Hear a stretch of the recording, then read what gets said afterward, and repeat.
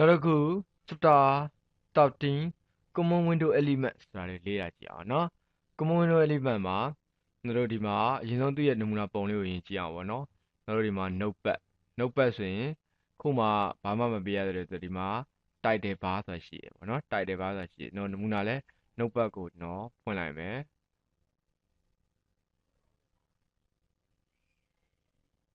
all program နောက် accessory ဒီမှာ notepad ဒီမှာ notepad လေးဖွင့်လာ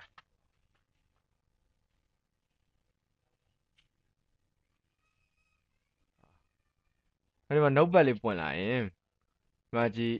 ဒီကဒါသူ number 2လို့ပြောတယ် number 2လို့ပြောတယ်ဒါပါဘော title bar ဒီဘာကြီးပေါ်ဆုံးဘာကြီးရပါတော့ title bar အဲ့ဒီမှာကျွန်တော်တို့ untitled notepad ဆိုဖြစ်နေဒါ title bar number 1နဲ့ file edit format view လို့ပါတယ်ဒီဘာလေးကိုကြာကျွန်တော်တို့က menu bar မီးရနေ menu bar လို့ခေါ်တဲ့အကြောင်းကျွန်တော်တို့စာအုပ်စာနေမှာဆိုရင်ပေါ့ menu စာအုပ်လေးပေးစမ်းဆို menu စာအုပ်မှာဘယ်လိုရေးကြအောင်ဆိုတော့ web ဆိုတဲ့ခေါင်းစဉ်အောင်မှာဝက်မီဝက်ကျော်နော်ဝက်ကုန်းပေါင်းဆိုဝက်နဲ့ပတ်သက်တာတွေကုန်းပါအဲ့လိုပဲ file ကိုနှိပ်လိုက်ရင် file new file ကိုတစ်လူမယ် file open file ကိုဖွင့်မယ် file save file ကိုသိမ်းမယ်အဲ့လိုမျိုး edit တီးဖြတ်မယ် format ဒီမှာပေါ့သူနဲ့သက်ဆိုင်ရာလေးပြန်ကြတာအဲ့ဒါကိုကျွန်တော်တို့က menu လို့ခေါ်တာအဲ့ဒီ menu ရှိနေတဲ့ဘာကို menu bar လို့ခေါ်တာဟုတ်ပြီနော်ကဲ number 3ဒီမဲ့ number 3ကို minimize button လို့ကြည့်တာ minimize ဆိုတာအသေးဆုံးဖြစ်အောင်ခြုံလိုက်တာဖြတ်နေလိုက်မယ်အိုးပြောက်သွားခြုံလိုက်တာဘယ်တောင်ခြုံတာဒီမှာပြန်နှိပ်ရင်ပြန်ကြည့်လာတယ်တော့ minimize လုပ်လိုက်ရင်ပြန်သေးသွားတယ်ဟောဒီမဲ့ဒီထောက်မှာရောက်သွားတယ်ပြန်ကြည့်လာတယ်ဟုတ်နော်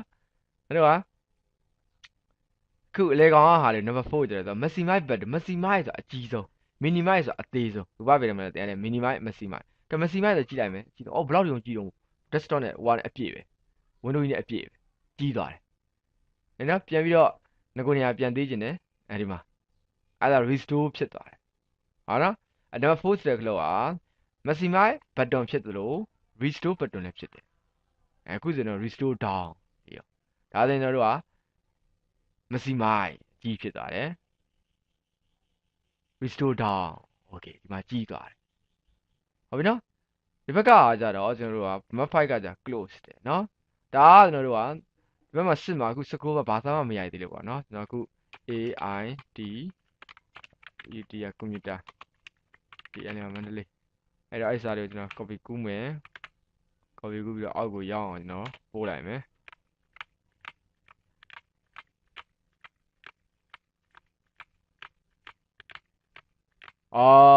ကျွန်တော်ပြောချင်တယ်ဒီမှာ scroll bar လေးပေါ်လာပြီဟုတ်တယ်နော်ထက်တက်ချင်းအဲ့ဒါကျွန်တော်တို့က number 6 scroll bar အဲ့ဒါကိုဖိပြီးဆွဲလိုရင်ပြန်ကြည့်မယ်ဟုတ်ပြီနော်ဒါမှမဟုတ်ဒီကနေတစင်ချင်းဒီသွားလဲရတယ်ဒီကနေတိတ်ဒီမှာတက်ဒီမှာလို့လဲရတယ်အဲ့ scroll bar number 7ဆိုတာဒါရက်တော့ပေါ်တာပေါ့နော်ပေါ်တာ okay တော့တရားလေး close ဆိုရင်ဒါကိုပိတ်သွားမယ်စာရီရိုက်ရသိမလားပေါ့နော်လောဆယ်ကျွန်တော်စမ်းတာဖြစ်တယ်မသိတော့ don't say okay အဲ့ဆိုကျွန်တော်တို့အဲ့ဒီ menu bar လေးအခုဒီဟာလေးနဲ့ကျွန်တော် menu bar လေးပြန်ပြအောင်အခုဒီကောင်ဆိုရင်ဒီရဲ့အပေါ်ဆုံးဘာဒါကျွန်တော်တို့ title bar ပေါ့နော် title bar အဲ့ဘာမှဒီမှာ program icon PDF ဖြစ်တဲ့ PDF icon လေးရှိတယ်ဒါကိုကျွန်တော်တို့ program icon လို့ခေါ်တယ်အဲ့ဒီမှာကျွန်တော်တို့ Adobe Acrobat Pro Extended ကျွန်တော်တို့ဆိုရင်ကျွန်တော်တို့သူများတွေကုနာသုံးနေဆိုနောက်ကနေရက်ကြည့်တယ်ပေါ့နော်ရက်ကြည့်တယ်ဆိုရင်သူသုံးတဲ့ software တွေကမိုက်တယ်လမ်းတယ်ဘာ software လေးမှလည်းမသိဟာကိစ္စမရှိဘူးဘာကိုပဲကြည့် title bar ကိုပဲကြည့် title bar မှာ Adobe Acrobat Pro Extended software ဟာဒီ software ပဲအဲ့ software ဆိုင်သွားဝင်မှာပေါ့ Excellent တို့ Update တို့ National တို့သွားဝင်မှာပေါ့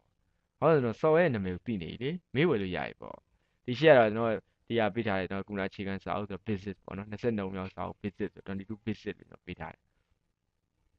ဒီကဘာလေးတော့ file edit view လို့ပါတယ်ဘာလေးကိုတော့ကျွန်တော်တို့ကခုနကတော့လည်းပြောခဲ့တယ်ဘာတော့menu bar ဟုတ်တယ်နော်ဘာတော့ menu bar အောင်မှာကြည့်လားshortcut icon လေးနဲ့လာသေးတယ်အဲ့ဒါကိုကျွန်တော်တို့ toolbar လို့ခေါ်တယ်နော် toolbar လို့ခေါ်တယ်ဒီကောင်မှလည်းလိုပဲဒီမှာ scroll တွေမရှိတာရှိတာပဲscroll bar တွေရှိတာပဲ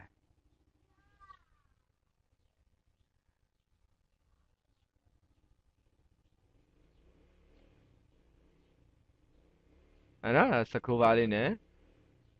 scroll bar လေးနဲ့ feed ဆွဲသွားရတယ်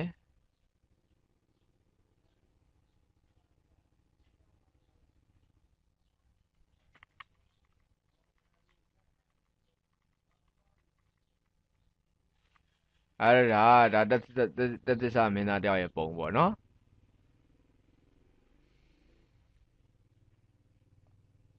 AR ကခုနလိုမျိုးထပ်ပြမယ်ဒါဆိုရင် minimize အသေးဆုံးနေဖြစ်သွားမယ်ဒီ test bar ပေါ်ကနေပြန်နေ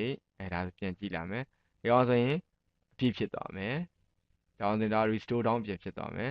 AR စင်တော့တို့ပိတ်တာဖြစ်သွားတယ်ဒီမှာလည်းမရှိတော့ဟုတ်ပြီနော် okay နော်အဲ့ကျွန်တော်တို့ဒီရဲ့ Windows ရဲ့ software တွေရဲ့ basic element တွေကိုကျွန်တော်တို့သိပြီးတော့ယူဆပါတယ် software တစ်ခုမှာ title bar ဆိုပါပါတယ် title bar မှာ program ရဲ့နာမည်ပါတယ် program file ရဲ့နာမည်ပါတယ်program icon ပါတယ်နောက်ပြီးတော့minimize ပါတယ် maximize ပါတယ် close ပါတယ် restore down ပါတယ်ဟိုကလိုအပ်ခဲ့ရင်တော့ scroll bar တွေပါပါတယ်နောက် menu bar တွေပါတယ် menu bar အောက်မှာ tool bar တွေပါတယ်ဒါ software တစ်ခုရဲ့ user interface အရှင်းဆုံးပဲဟုတ်တယ်နော် okay